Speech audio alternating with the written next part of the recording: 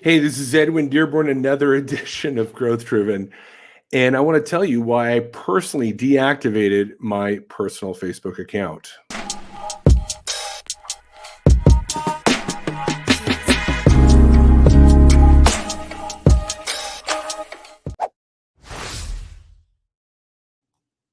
Hey, this is Edwin Dearborn, another edition of Growth Driven. And I wanted to address this. I'm going to send this out to my email database.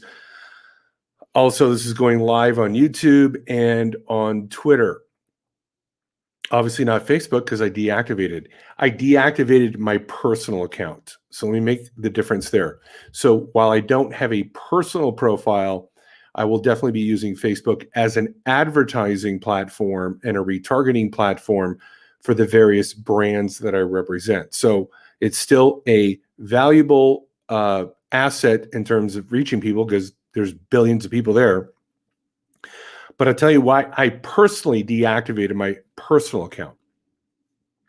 So I've been doing a lot of reading, have been doing a lot of reading since the lockdowns. That was one of the ways that I combated the idleness of not being able to go out and meet people.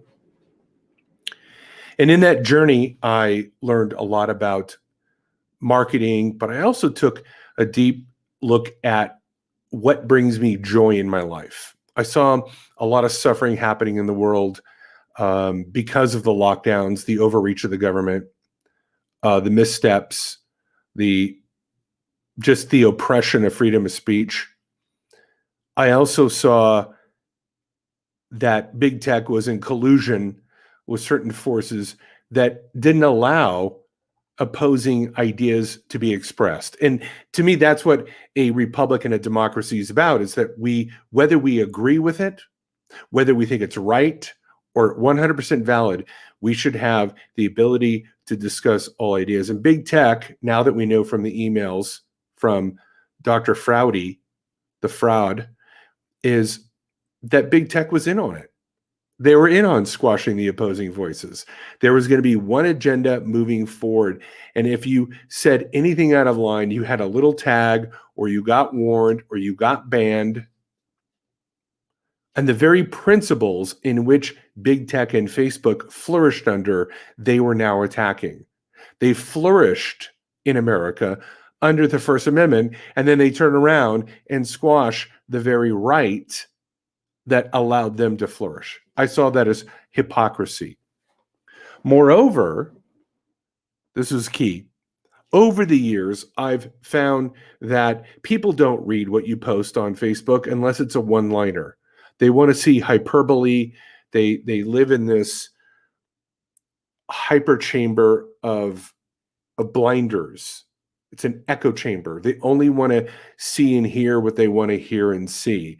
They will only like what they want to hear and see.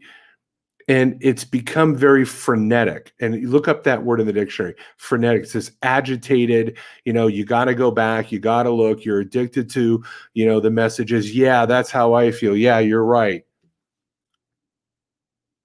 It doesn't increase understanding. People don't read the content that you post. They don't. And then I get some software and I find out I have 5,000 followers, but in reality, only 500 of them actually engage with my content. So at that point, I said, you know what? I'm going to reach out to those 500 people. I'm going to slowly get rid of my Facebook, meaning just post less, and then eventually deactivate it, while moving those 500 people to my email where my opinions, my links won't be questioned. I can freely communicate, which is important to me. And I moved about almost 150 of those people over. And I said, I've given plenty of warning. I've given 6 weeks of warning on my Facebook. I'm leaving. Here you go. Join my email list. Let's have free communication. And so a couple of days, I deactivated it. Now, you're saying to yourself, how can you go away from Facebook? Because I'm there all the time. And that right there lies within my argument. If you're having a hard time breaking away from it, if you can't imagine living without it, isn't that an indicator of addiction? Think about it. Let's just take the word Facebook out and put alcohol, or put the word drugs, or put the word porn, or gambling, or whatever. Let's just take, I can't live without that. I have to keep going back to that. My life doesn't feel complete unless I'm doing that. And I went, you know what? It's something, and I really took a deep look at it, and I go, I have that going on. It's not bringing me joy. All it is upsetting people. And I have people arguing with me all the time on simple viewpoints. In fact, I had one gentleman, I told him, I'm leaving Facebook. I'm starting an email because there's too much argument. Guess what the guy did? He started arguing with me. As I just said, I'm leaving Facebook because of all the arguing, and he does it just further proof. They can't even see it. They can't see, the obviousness. So I went, this format is not forwarding my brand. My messages are getting squashed. They're getting argued with. I own my email list. You can opt out, but it's not going to have my content squashed. I can reach the people that really want to be with me, that really want to listen to me. And so I can go deeper into these issues, spend more time articulating my issues, spend more time, really enlightening people versus these one-line headlines that just act as clickbait for Facebook. And then lastly, the reason I left Facebook, there's so many ads on it. It didn't matter how many people I blocked. It felt like every third post was a sponsored post. Now, I don't have a problem with Facebook making money. It's a free country. They're a business.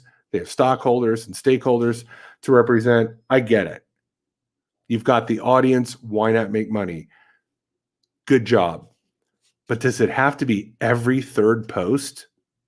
Literally, like it's just become, I remember in the waning days of newspapers, like there was hardly any articles in the newspaper. It was just ads after ads after ads after ads. And I think that's one of the reasons why, obviously the internet brought demise to it, but it just got to the point where there was no news. It was actually no actual information. It was just loaded with advertisements.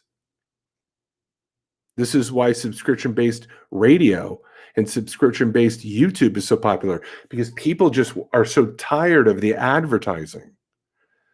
So I left that frenetic world. I'm spending more time going deeper on the issues that I want to talk about. I'm studying more about the issues that I want to talk about. And if you yourself are sitting there going, I could never live without Facebook, I just love it too much. Well, there's two things you can look at. If you really love it and it brings you joy, then more power to you. Do more Facebook. If it really is bringing you joy and personal fulfillment, but is it really bringing you joy and fulfillment? Are you happier? Are you more personally fulfilled after your session on Facebook? And if not, that's maybe something for you to look at. It's something I looked at, and I made that decision. That was my personal moral choice that I made. I feel better about it. And I can actually feel the freneticness in my mind caused by it actually going away. There's my thoughts and feelings on the matter, why I deactivated my personal Facebook account. This has been another edition of Growth Driven. Make it a great day. Bye-bye.